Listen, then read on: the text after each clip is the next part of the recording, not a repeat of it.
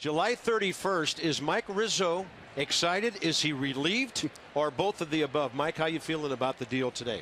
All of the above. Yes, it's it's a hectic couple of days leading up to the culmination of the 4 o'clock hour, and we put a lot of work into a lot of things we do here, and for every deal that we do there's 10 deals that you do as much work that you don't complete. So it's a long day for the staff. It's a long day for everybody, but we think we got better. It's we got ourselves a good player that's going to improve the club. Well, take me inside to how that whole thing works, or maybe the fans at home. I mean, how long are you on your phone every single day? Are you fielding every call? Are you screening calls? Are you talking to everybody, kicking every tire? Well, it depends what situation we're in. Before the injury to Ryan Zimmerman, we were going to have a nice, quiet, little trade deadline weekend. And when Zim went down, we didn't know the severity of it until several days later. And when we saw that it was a grade 3 hamstring strain, that we felt that it might behoove us to get ourselves a quality guy that's been through the rigors before, that we really like as a person, as a player, gives us some balance in the lineup, being a switch hitter, cabbie that really does that for us, and a guy's got playoff experience and is a big league player.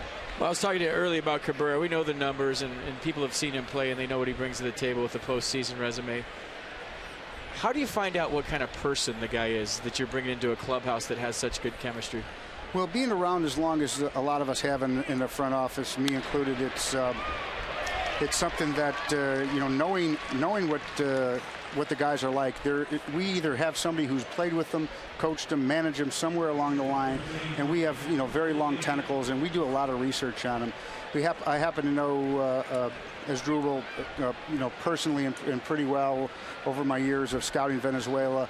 I know his agents very well. I trust them, and they speak highly of him. And everybody I've talked to told me what type of great teammate, clubhouse, big league type guy he is. Have you ever had a deal on the table where the guy is the perfect guy and the trade is set up right, and you hear something about, hey, this is not a good character guy, we don't want him in our clubhouse, and that been a deal breaker? Have you ever experienced that? We've done it plenty of times. We've pulled deals off the table because of instances, because of the character and makeup wasn't where we wanted it, or it just didn't fit on that particular club at that particular time. So we've done it before, and it's a big part of what we do here. We pride ourselves on between the lines. It's what it's all about, but it's between the lines, in the dugout, in the clubhouse, and in the community. And if you don't measure up, we'll kind of look the other way. Mike Rizzo with us. Cliff Lee trying to sacrifice after Blanco's base hit. Fails to do so, bunts into the strikeout, and for Gio Gonzalez, his second K of the game. Mike, in terms of playing time, it's what the fans are all buzzing about right now. What happens to Danny Espinosa? Does this guy give you the flexibility to give Ian Desmond a day off here and there? How does Cabrera figure into that middle infield picture, maybe on both sides of the bag? Well, Espy is a critical part of the ball club. He has been since spring training. We've been saying it, and it's not just lip service. This guy brings a lot to the table, a lot to the ball club. First of all, his attitude and his piss and vinegar, if you will, is infectious, and he's one of the tough guys on this team, and he shows it. He gives us great versatility. He can give Desmond days off because he can really play shortstop. Just Desmond doesn't get any days off. He doesn't want them. We don't want to give them to him because he's too valuable as a shortstop, and he's a grinder and wants to play every day. But Cabrera can play shortstop very well. We've seen that in the past. He's going to take the second baseman, go back to that. He's excited for the new challenge and ready to fit in on this ball club. Top of the order, Ben Revere bounced out to Espinosa first time up, and he continues his good hitting against left-handed pitching. Came in at .330, 2 men on, 1 out with Jimmy Rollins coming up. And Mike, you get a guy who is now in the middle of a pennant race. What a change for a player after 4 months of a season. And he's been there before. It was a big part of why we really isolated him as a possibility. He's been through the rigors and been through the stressful times, and I think he'll be good for our veteran players, and it'll be good for the younger guys too. That he knows how, and he really conducts himself the right way, the way the Nationals, the way we want him to. Jimmy Rollins, base hit over Espinosa, first time up. Is there Ball any one. concern that Cabrera hasn't played second base for 3 years, and any concern about how he meshes with Ian Desmond, his new double play partner? You know, knowing Desi's makeup and Cabby's makeup, I think they're going to mesh fine. And you know, Desi is one of the first guys that came up to me and said what a nice trade it was, and he thinks he's going to help. And they're going to bond because Desi wants to win, and Cabby wants to win, and Espy wants to win, and that's what we're all about in that clubhouse. 2 outs with Chase Utley coming up. Where's he going to hit in the lineup? Or did you say that already? That would be the manager's decision, I think. And we're not going to get into that. Hey, Matt, where's he going to hit in the lineup?